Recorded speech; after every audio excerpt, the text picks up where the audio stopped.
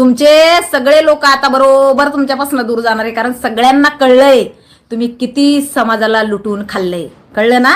बघ, ज्या पद्धतीत तुम्ही रान माजवणं लावलं होतं ना, आणि ज्या पद्धतीत तुमचा असा या आमदारकीच्या निवडणुकीनंतर, नगर परिषदेच्या निवडणुकीनंतर, महानगर परिषदेच्या निवडणुकीनंतर तुम्ही जे ढुंगणा, बरं का, तुमचा गांजा फुक्या आणि तुम्ही लोक, तुम्हाला सुचत नाहीये काय करावं ते. गांजा फुक्याचं तर तोंड कायमचं बंदच झालेलं आहे आता.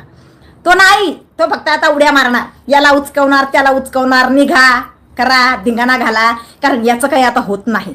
हा, याचं कुणीही काय काय केलं, इथं आला पुण्यामध्ये, त्या लेकरांचं वाटोळ केलं, त्या लेकरांना अटक झाली पुण्याच्या UPSC MPSCच्या. काय केलं यांनी, काय केलं रे? यांनी दगड उचलले, इथं येऊन उकरले, उराना ढेकळं फोडले पुण्यात येऊन. यांनी काय केलं? ए तू बस रे, ए तू जास्त बोलतो का रे, ह्याच्याशिवाय तू काय करतोय? अरे तुला अक्कल सुद्धा नाही, तू कुठल्या कामासाठी आलाय, तू कशावर बोलतोय, ह्याची पण तुला अक्कल नाहीये.